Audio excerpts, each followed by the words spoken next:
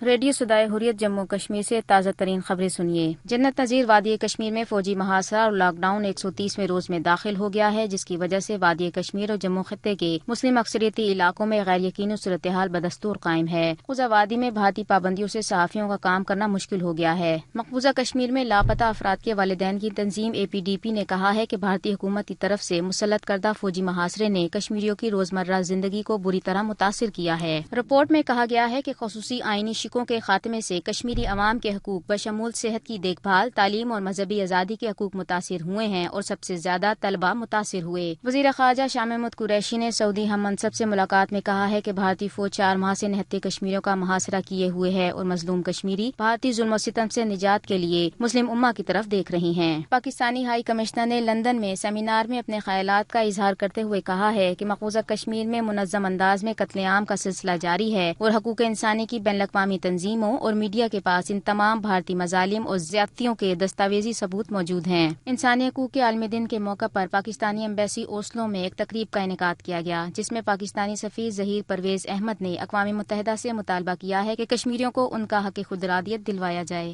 متنازع شہریت بل کے خلاف بھارت میں احتجاج جاری ہے۔ ریاست تری پورہ میں احتجاج میں شدت آنے پر موبائل انٹرنیٹ میسج سروس 48 گھنٹوں کے لیے بند کر دی گئی۔ خبریں ختم ہوئیں۔ بھارتی حکومت نے 5 اگست کو مقبوضہ جموں کشمیر کی خصوصی حیثیت ختم کیے جانے سے پہلے یہاں مزید 1 لاکھ سے زائد فوج اس جواز کے تحت تعینات کی کہ یاتریوں پر حملہ ہونے والا ہے، جو کہ سراسر جھوٹ تھا۔ مقبوضہ ریاست کے ایک معروف قانون دان اور ایکٹیوسٹ عرفان حفیظ لون بھارتی حکومت کے غیر آئینی اقدام پر اپنے خدشات اور کشمیری عوام کے خاموش احتجاج پر کیا کہتے ہیں، آئیے سنتے ہیں۔ جائز خدشات ہے، ایک سینٹیمنٹ ہوتا ہے۔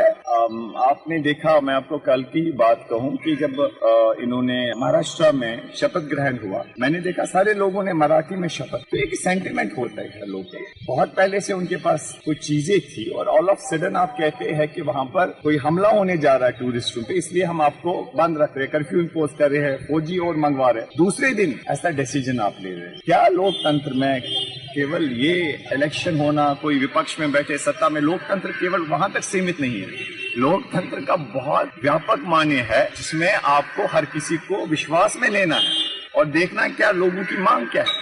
میں تو بدائی دیتا ہوں لوگوں کو، لوگوں نے بہت پیسفلی 3 مہینے ڈیموکریسی میں ایک معنی رکھتا ہے۔ اگر آپ 3 مہینے سکولز، کالج، دکانیں سب کچھ بند کرتے ہیں تو ایک میسج، آپ مجھے لگتا ہے گورنمنٹ آف انڈیا کو یہ اپریشیٹ کرنا چاہیے کہ لوگوں نے پیسفلی اپنی میسج کنوے کر دی اور گورنمنٹ کو اس کو ریسپیکٹ کرنا چاہیے۔ یہ تھے مقبوضہ ریاست جموں کشمیر کے ایک معروف ایکٹیوسٹ اور قانون دان عرفان حفیظ۔